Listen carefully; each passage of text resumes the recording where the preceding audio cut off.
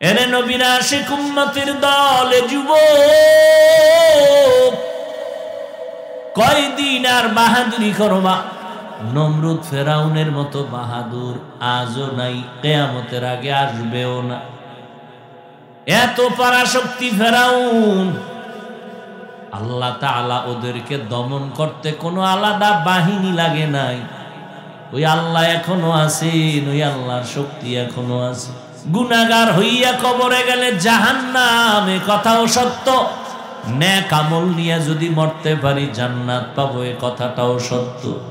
ও আল্লাহর বান্দারা, জান্নাতটা আরামের ঘর, আর জাহান্নামের একটা সেকেন্ডের আযাব সহ্য করতে পারবো না। ও আল্লাহর বান্দারা, দিলটাকে বুঝাও। তোমার মতো কত বান্দা দুনিয়ার লাইনে লেখাপড়া করে, নবীর তরিকা মানিয়া চলে, তুমি কেন পারবা না? তোমার মতো বান্দা ব্যবসা করে, হালাল ভাবে চলে, তুমি কেন পারো না? তোমার মতো বান্দা রিক্সা চালায়, ড্রাইভারি করে, নামাজ ছাড়ে না, তুমি কেন পারবা না?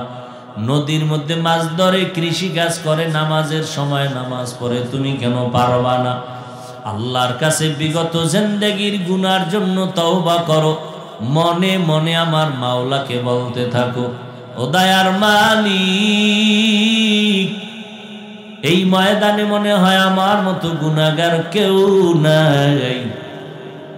আজ তওবার নিয়ত করলাম, জীবনে নামাজ ছাড়বো না, বেপরদায় চলবো না, দাড়ি কাটবো না, মা বাবাকে কষ্ট দিব না, উলামায়ে কেরামের পরামর্শ নিয়ে নবীর তরিকা মেনে চলবো, দেশের বিরুদ্ধে জাতির বিরুদ্ধে কোনো ষড়যন্ত্র করব না।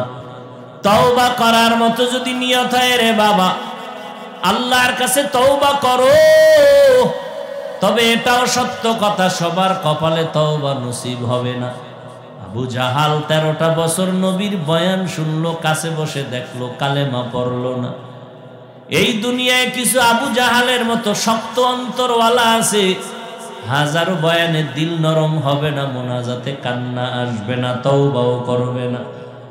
আর একদল আল্লাহর গোলাম আছে, ওমরের মেজাজওয়ালা, গুনাহ নিয়ে ময়দানে ঢুকবে, হঠাৎ মরণের কথা স্মরণ হবে, চোখের পানি ছেড়ে কান্না শুরু করবে, আর মনে মনে বলবে, ও দয়ার মালিক, দুনিয়াতে শয়তানের ধোকায় পড়ে গুনাহ করেছি, মাফ করে দাও।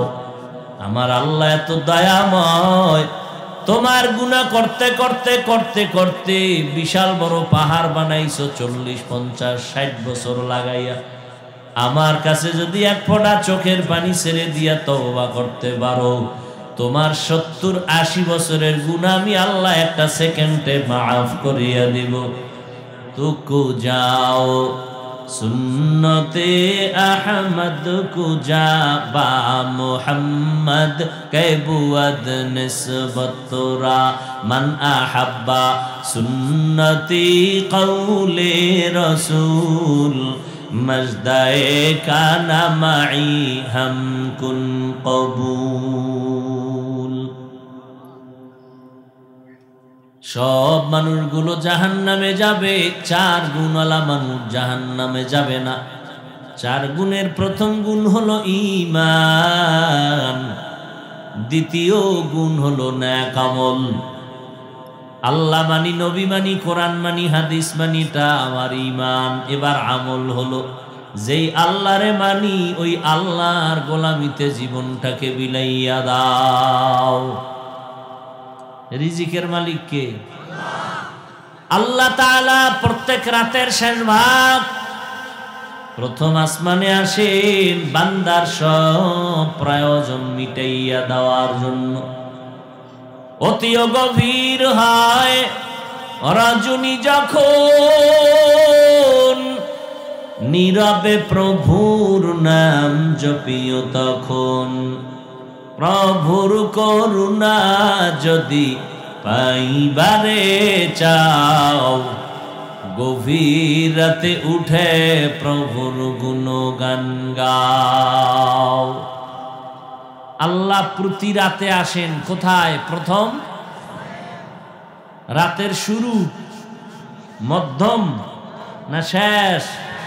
এই জন্যই দেখছেন জ্ঞানীরা দৈনন্দিন 5 বেলার আজান, জোহরের আজান, আসরের আজান, মাগরিবের আজান, এশার আজানের সিস্টেম একরকম।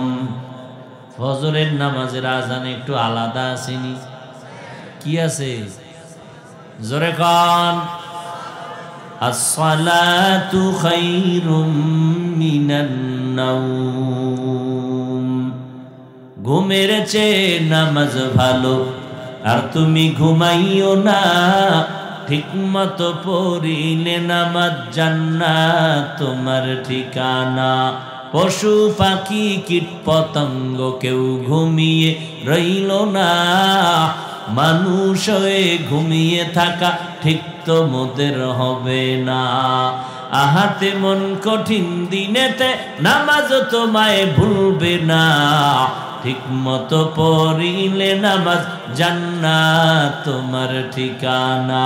ঘুমের চেয়ে নামাজ ভালো, আর তুমি ঘুমাইও না। ঠিক মতো পড়িলে নামাজ জান্নাত তোমার ঠিকানা। নামাজ কয় ওয়াক্ত? সপ্তাহে একদিন না প্রতিদিন? মাঝে মাঝে ছেড়ে দিলে কোনো সমস্যা হবে? হবে হবে বলার পরেও যদি নামাজ না পড়ো মুমিন, শাস্তি না জানি কত কঠিন হয়ে যায়। এরে আল্লাহর গোলাম, 5 বেলার আজানের ভেতরে ফজরের আজানটা কেন একটু আলাদা? ওই আলাদা আওয়াজ দিয়া কয় ঘুমের থেকে নামাজ বড় ভালো। কোন ঘুম? সন্ধ্যা রাতের ঘুম। শেষ রাতের ঘুম থেকে নামাজ ভালো। ওই সময় ঘুমাইবা না, শরীর তোমার দুর্বল হয়ে যাবে, অসুস্থ হয়ে যাবে। মধ্যরাতের ঘুম হলো শরীরের ঔষধ, আল্লাহর পক্ষ থেকে দেওয়া ফ্রি ঔষধ। সব চিকিৎসা বিজ্ঞানীরা কয় আল্লাহর দেওয়া ফ্রি একটা মহা ঔষধ হলো রাতের ঘুম। আর ওই ঘুমটাকে জবাই করেছো গজবের মোবাইলের গুনাহের দ্বারা। খুব খুশি লাগছে না? তুমি যেই জোরে জি ঠিক কইছো, তোমার লজ্জা থাকা দরকার ছিল না যে আকামটা করছো তুমি আবার জোরে ঠিক কইলা। আমগো বরিশাল কয় চোরের বড় আওয়াজ, চোরের বড় আওয়াজ। তুমি সারা রাত্র আকাম করলা মোবাইলে, আখেরাতের শুধু গুনাই হয় নাই, দুনিয়ার লাইনে তোমার জীবন শেষ, যৌবন শেষ। তুমি এখন আসো আকৃতিতে মানুষ, ভিতরটা সব খোলস, কিচ্ছু নেই, চোখের পাওয়ার নাই, তোমার কিডনি দুর্বল। সারা রাত্র মোবাইলে গুনাহ দেখে দেখে কাটার কারণে চোখের পাওয়ার নাই, কানের পাওয়ার নাই, হার্ট দুর্বল, ব্রেন দুর্বল। এই আমগো হুজুর গুডুতি মানবি না? তোমগো গুরুরা যারা প্যান্ট শার্ট টাই পরে, তোমরা যাদের গোলামি করো, এদের কথা না মানলে তো তুমি মানুষ হই না। আমগো হুজুর গোটা না মানলে আপত্তি নেই, কিন্তু স্বাস্থ্য বিজ্ঞানীরা, চিকিৎসা বিজ্ঞানীরা যে থিওরি দিছে, তুমি গুগলে সার্চ দাও যে রাতের ঘুম শরীরের কোন অংশটা ঔষধ, পুরা রাত্র না অর্ধেক, কোন অংশ, দেখবা বের হয়ে আসবে। কে বলছে, কোন কোন বিজ্ঞানীরা বলছে, সব লেখা আছে। তুমি এগুলো দেখতে পারো না, খুঁজা খুঁজা আকাম করো সারা রাত মোবাইলে। তোমার শুধু এই ভালুকা থানা না, গোটা দুনিয়া পরিচালনা করার মেধা আল্লাহ তোমাকে দিয়েছে। সেজন্য লাগবে তোমার সুন্দর চরিত্র, লাগবে তোমার সুস্থতা। দোনোটাই তুমি নষ্ট করতেছো। যত বড় টাকাওয়ালা হও, লেখাপড়া করনেওয়ালা হও, চরিত্র যদি ভালো না থাকে, আধা পয়সার দামও দুনিয়ার কেউ দিবে না, তোমার রক্তের আপনরাও দিবে না। জায়গায় জায়গায় জুতার বাড়ি খাবা। সম্মানের জিন্দেগি বড় দামি জিন্দেগি। এরে আল্লাহর গোলাম, বুঝার চেষ্টা করো। আল্লাহ বুঝার ক্ষমতা মানুষকে দিছেন, আর কাউকে দেন নাই। চেষ্টা করো বুঝার। ওই জীবনটারে নিজে নষ্ট করিও না রে বাবা। আল্লাহ তাআলা বলেন, আসরের শপথ, সব মানুষগুলো জাহান্নামে যাবে, 4 গুণওয়ালারা জান্নাতে যাবে। এর মধ্যে প্রথম গুণ হলো পরিশুদ্ধ ঈমান, দ্বিতীয় গুণ হলো নেক আমল, চতুর্থ গুণ হলো ঈমান আমলের দাওয়াত অন্যকে দাও, চতুর্থ গুণ হলো যারা বিরোধিতা করবে তাদের বাধা দাও। এবার আমি একটু জিজ্ঞাসা করি, আমরা যারা নামাজ পড়ি, পর্দা করি, আল্লাহ মানি, কোরআন মানি, হাদিস মানি, আখিরাত মানি, নামাজ পড়ি, পর্দা করি, হালাল খাই, তাহলে মাত্র 2টা গুণ আদায় হইল। আল্লাহর উপর ঈমান আনলাম, আল্লাহ মানি, নবী মানি, কোরআন মানি, হাদিস মানি, ঈমান ঠিক হইল। নামাজ পড়ি, পর্দা করি, হালাল খাই, আমল ঠিক হইল। মাত্র কয় গুণ? 2 গুণ দিয়া বান্দা জান্নাত পাইবা না, আরো 2টা গুণ আছে বান্দার হক। আরো 2 গুণ আছে, সেটা হলো ঈমান আমল অনুযায়ী অন্যকে দাওয়াত দাও। অন্য কারা? অন্য কারা? অন্যদের প্রথম সিরিয়ালে হবে তোমার আহাল। ইয়া আইয়ুহাল্লাযীনা আমানু কু আনফুসাকুম ওয়া আহলিকুম নারা, জাহান্নামের আগুন থেকে নিজেকে বাঁচাও, তোমার আহালকে বাঁচাও। ও আব্বা জান, আম্মা জানেরা, আপনার আহাল, আপনার সন্তান ঈমান আমল অনুযায়ী নিজে চলেন, অন্যকে দাওয়াত দেন, মানে প্রথম আপনার সন্তানের দাওয়াত দেন। যদি ঈমান আমলের বিরোধিতা করে, বাধা প্রদান করেন। স্বামী, আপনার স্ত্রী, আপনার আহাল, আপনি জাহান্নাম থেকে বাঁচেন, ঈমান আমল ঠিক করেন এবং এই দাওয়াতটা স্ত্রীকে দেন। স্ত্রী যদি বিরোধিতা করে, বাধা প্রদান করেন। ইমাম খতিব সাহেবরা, আপনারাও জাহান্নাম থেকে বাঁচবেন, ঈমান আমল ঠিক করবেন, আর এই দাওয়াতটা আপনারা হাল মুসল্লিদেরকে দিবেন। বিরোধিতা করলে বাধা প্রদান করবেন। ও শিক্ষকেরা, শিক্ষিকারা, আপনি নিজে জাহান্নাম থেকে বাঁচবেন, ঈমান আমল মজবুত করবেন। আপনারা হাল হলো ছাত্র ছাত্রীরা, এদেরকেও ঈমান আমলের দাওয়াত দিবেন, বাধা দিলে প্রতিবাদ জানাবেন। জাহান্নাম থেকে নিজে বাঁচবেন ঈমান আর আমল দিয়া, অন্যকে বাঁচাবেন ঈমান আমলের দাওয়াত দিয়া। বিরোধিতা করলে বাধা প্রদান করবেন। কুনতুম খায়রা উম্মাতিন উখরিজাত লিন-নাস তা'মুরুনা বিল মা'রুফ ওয়া তানহাউনা আনিল মুনকার ওয়া তু'মিনুনা বিল্লাহ। দেখো যা কুরআন মে আয়ে মুহতারম মুস্তাফা কি উম্মতে খায়রুল উম্মাহ। এরে নবীর আশিক উম্মতের দলে যুবক, কয়দিন আর বাহাদুরি করবা? নমরুদ ফেরাউনের মতো বাহাদুর আজও নাই, কিয়ামতের আগে আসবেও না। এত পরাশক্তি ফেরাউন, আল্লাহ তাআলা ওদেরকে দমন করতে কোনো আলাদা বাহিনী লাগে নাই। ওই আল্লাহ এখনো আছেন, ওই আল্লাহর শক্তি এখনো আছে।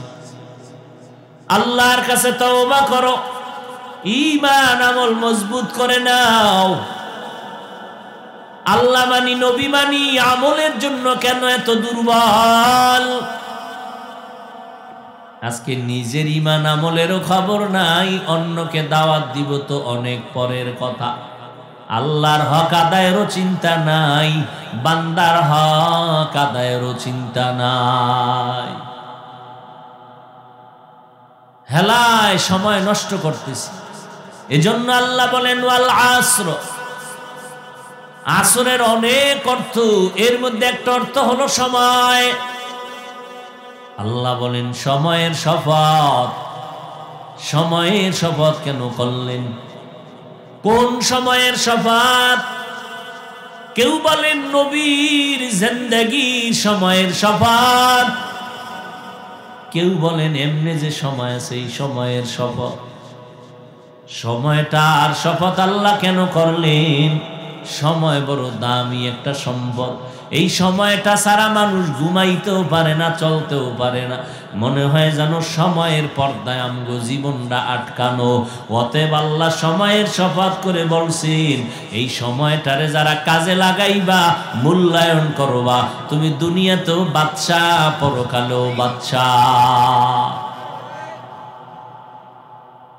11 মাস দোকানওয়ালা দোকানদারি করে ব্যবসা যা হয় তার থেকে দ্বিগুণ ব্যবসা হয় শুধু 1 মাস রমাজান মাসে। ঠিক নেই? কারণটা কি? 11 মাস সময়টারে ওই পরিমাণ মূল্যায়ন করে না, রমাজানে যেই পরিমাণ করে। 11 মাসে দোকান খোলে 8টা থেকে 8টা, কর্মচারী একজন। রমাজানে দোকান খোলে রাত দিন 24 ঘন্টা, কর্মচারী 5 জন। সময়টারে যেইভাবে মূল্যায়ন করছে ওইভাবে লাভবান হয়েছে। আপনাদের এলাকার 4টা যুবক ছেলে বিদেশ গেল চাকরির লোভে। একই এলাকার 5 বছর পর হিসাব নামাইয়া দেখা গেল 2 যুবক ঢাকায় বাড়ি করলো, ঋণ আদায় করলো, নিজের গ্রামে বিল্ডিং করে ফেললো। আর 2টা যুবকের ঘরে ইন্দুর পরে আর মরে, টাকা পয়সার কোনো হিসাব নাই, আরও ঋণ হয়ে গেল। কিরে, একই ফ্লাইটে 4 জন গেলি, 2 জনে বাড়ি গাড়ি করলো, তোরা 2 জন কেন পারলি না? কয় আমরা কেমনে বলবো ডিউটি ঠিক মতো করেছি, ওদের জিগাও ওরা এত টাকা কই পাইলো। ওই 2 জন কয় মার বাবা ভাই বোন আর আমার পরিবার মাথায় নিয়ে বিদেশে আসছি ঘুমানোর জন্য না। 8 ঘন্টা ডিউটি করার পর ঘুমাই নাই, ওভার ডিউটি করে করে টাকা কামাই করে করে এরপরে তিল তিল করে বাড়ি গাড়ি করেছি। আর ওই 2 যুবক 8 ঘন্টা ডিউটি কইরা ঘুমাইছি আর কামাই করা টাকাগুলো নিজেরা বাতাসে উড়াইছে। এই জন্য বাড়ি গাড়ি হবে দূরের কথা, আরো ঋণী হয়ে গেছে। ওই 2 জন সময়ের কাজে লাগাইছে, মূল্যায়ন করছে, ওদের জীবন ধন্য হয়েছে। আর এই 2টা যুবক সময়টারে কাজে লাগায় নাই, ঘুমাইয়া অবহেলা করেছে। এই জন্য তারা সময়ের কারণ ব্যবধানে তারা দুর্বল হয়ে গেছে, সময়ের ব্যবধানে তারা আগাইতে পারে নাই। আল্লাহ সময়ের শপথ করে কয়, যারা সময়টারে মূল্যায়ন করবা, আখেরাতের লাইনে করলে আখেরাতে বাদশা, দুনিয়ার লাইনে করলে দুনিয়ার বাদশা। পান দোকানদারি কইরা অনেক কোটিপতি নাই? গরিব, এক সময়ের গরিব, আজ টাকার অভাব নাই, টাকা খাওয়ার মানুষ নাই, বাড়ি গাড়ি ফ্যাক্টরির অভাব নাই, এক সময়ের গরিব। চোখের সামনে দেখতে দেখতে কেমনে কেমনে টাকা পয়সা কামাই করে ফেললো। সময়টারে কাজে লাগাইছি, এজন্য 0 থেকে হিরো হয়ে গেছি। আখেরাতের লাইনেও সময়টারে কাজে লাগাইবেন, আখেরাতে বাদশা। দুনিয়ার লাইনে সময়টারে মূল্যায়ন করো হে যুবক। তোমরা যাদের লেখাপড়া, যাদের বই পইরা ইংরেজি কও, অঙ্ক শিখলা, একটু চিন্তা করছো নি ওই বই যারা লেখছেন তাদের কপাল কত ধন্য। সারা দুনিয়ার কলেজ ছেলে মেয়েরা তাদের বইগুলো পড়ে, ইংলিশ মিডিয়ামের বই পড়ে, বাংলা মিডিয়ামের বই পড়ে। যাদের লেখা বইগুলো পইরা পইরা ইংলিশে কথা কও, আর তুমি বাংলা কথা শুদ্ধ করেছো, তুমি অঙ্ক শিখেছো, এগুলো যারা লেখছেন তারা সময়টারে মূল্যায়ন করেছেন, মোবাইলে আকাম করে নাই। তোমার মতো আল্লাহর দেওয়া নিয়ামতের রাত নষ্ট করে নাই। তারা গবেষণা করতে করতে জীবন কাটায় দিলেন, আজকে তারা দুনিয়ায় নাই, তারে চিনো না, বাড়ি গাড়ি জানো না, কিন্তু তার লেখা বই পইরা তুমি আজকে স্মার্ট যুবক হয়ে গেছো। শুদ্ধ কথা ছাড়া তুমি কথাই বলো না। কার বই পইরা শিখলা? তার চরিত্র ভালো না হইলে তার বই ছেলে মেয়েরা গ্রহণ করত না। কোন দুশ্চরিত্রের বই স্বাভাবিকভাবে সবাই গ্রহণ করবে, কিয়ামতের আগে এটা কোনোদিন হবে না। যুবকেরা, তোমাদের কলেজের যে বইগুলো তোমরা পড়ো, এগুলো কি আসমান থেকে আইছে না কেউ লেখছে? কতটা চরিত্র তার ভালো হইলে আজকে তার বইগুলো সবাই বুকে লাগায়। তুই কি করেছো? মরে গেলে মানুষ কি বুকে লাগাবে? তোমার বরদোয়া? এই বয়সে কি কামাই করেছো? মায়ের বরদোয়া, বাবার বরদোয়া, হুজুরদের বরদোয়া, মুরব্বীদের বরদোয়া, এছাড়া কি করেছো? তোমার ব্যবহারে তোমার মা পারছে কোনোদিন খুশি হইয়া মোনাজাত দিয়ে দোয়া করতে? পারছো মাকে সেই ব্যবহার দিতে? নিমক হারাম কোথাকার।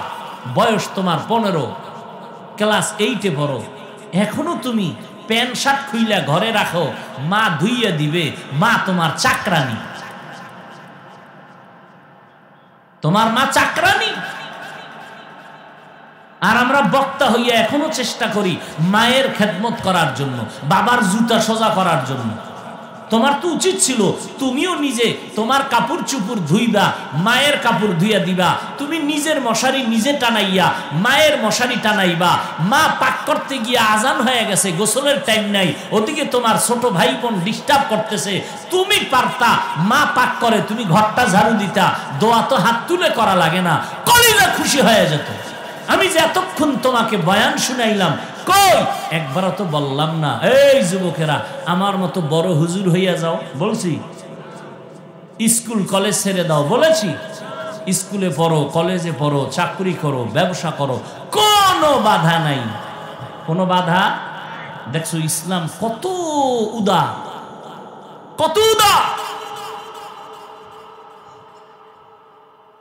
তুমি স্কুলে পড়ো, কলেজে পড়ো, বাধা নাই। মা বাবার দোয়া নিয়ে চলো। মা বাবার দোয়া ছাড়া খোদার কসম সফলতার জায়গায় যেতে পারবা না। মা বাবার দোয়া ছাড়া কোনোদিন এই চেয়ারে বসা যাবে না। মা বাবার চোখের পানি আর দোয়ার ফসল তোমার সফলতার ফসল। আজকে ওই মা বাবাকে ভুলিয়া তুমি কোথায় যাও? ওই মা বাবার চোখের পানি আর দোয়ার কারণে আজ তুমি মানুষ হয়েছো। ওই মা বাবার চোখের পানি আর দোয়ার কারণে তোমার এত সম্মান। ওই মা বাবার চোখের পানি আর দোয়ার কারণে তোমার পরীক্ষায় নাম্বার ভালো। এরে আল্লাহর গোলাম যুবক, আমি এতক্ষণ বয়ান করলাম, একবারও বলি নাই তোমরা আমার মতো টুপি পরো, পাগড়ি লাগাও, স্কুল কলেজ ছেড়ে দাও। আমি তাবলীগের লাইনের সন্তান, একবার নামাজ পড়বেন, স্বামীর মাল হেফাজত করবেন। এরে আম্মা জান, সন্তানগুলোকে আদর্শওয়ালা বানাবেন। সন্তানের আচরণে যেন কেউ কষ্ট না পায়। যা করুক, যেখানেই থাক, নামাজ যেন বন্ধ করে না দেয়। ও আল্লাহর বান্দারা, ১৫০০ বছর হয়ে গেল, আল্লাহর কোরআন থেকে একটা ভুল আজ পর্যন্ত কেউ বের করতে পারে নাই। ওই কোরআন আল্লাহর সত্য কালাম। দুনিয়াতে অনেকজন ভুল বের করতে গিয়া কালেমা পড়ে মুসলমান হয়ে গেল। ওই কোরআন আমরাও পড়েছি রে বাবা। আজকে তো আমি তোমার মতো প্যান্ট শার্ট টাই লাগায় যদি রাস্তায় ঘুরতাম, কেউ আমারে বাধা দিত না রে বাবা। এই শীতের ভিতরে ঠান্ডা পানি দিয়া অজু বানাইয়া নামাজ পড়তে কত কষ্ট, বুঝাবার ভাষা নেই। এরপরও নামাজ ছাড়ি না, বেপরদায় চলি না, দাড়ি কাটি না, টুপি ফালাই না, জামা ফালাই না, কারণ আমার মাওলার কোরআন সত্য, আমার নবীর জিন্দেগির প্রত্যেকটা কথা সত্য। গুনাহগার হইয়া কবরে গেলে জাহান্নামে, কথাও সত্য। নেক আমল নিয়ে যদি মরতে পারি জান্নাত পাবো, এ কথাটাও সত্য। ও আল্লাহর বান্দারা, জান্নাতটা আরামের ঘর, আর জাহান্নামের একটা সেকেন্ডের আযাব সহ্য করতে পারবো না। ও আল্লাহর বান্দারা, দিলটাকে বুঝাও। তোমার মতো কত বান্দা দুনিয়ার লাইনে লেখাপড়া করে, নবীর তরিকা মানিয়া চলে, তুমি কেন পারবা না? তোমার মতো বান্দা ব্যবসা করে হালাল ভাবে চলে, তুমি কেন পারো না? তোমার মতো বান্দা রিক্সা চালায়, ড্রাইভারি করে, নামাজ ছাড়ে না, তুমি কেন পারবা না? নদীর মধ্যে মাছ ধরে, কৃষি কাজ করে, নামাজের সময় নামাজ পড়ে, তুমি কেন পারবা না?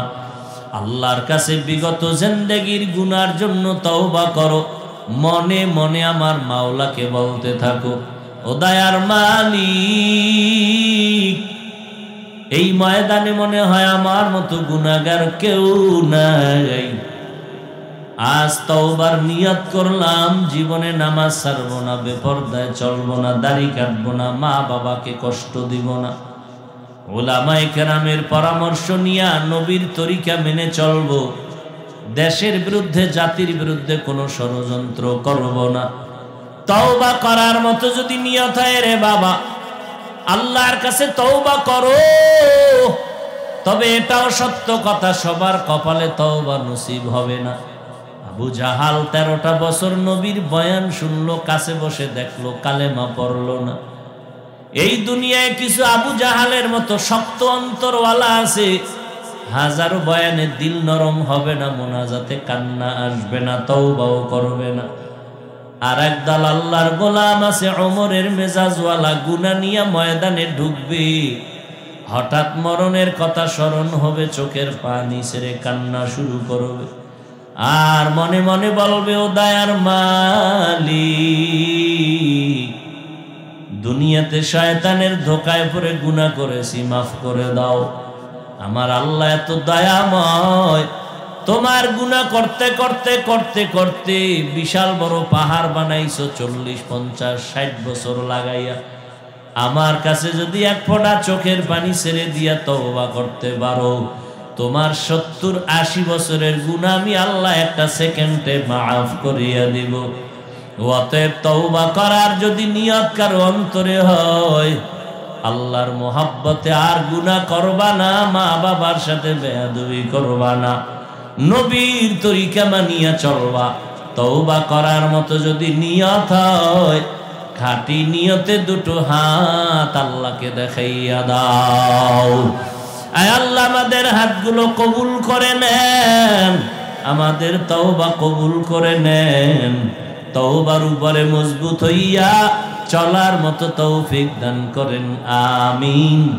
আলহামদুলিল্লাহি রাব্বিল আলামিন, والصلاة والسلام على سيد الأنبياء والمرسلين وعلى آله وأصحابه أجمعين يا أرحم الراحمين يا أرحم الراحمين يا أرحم الراحمين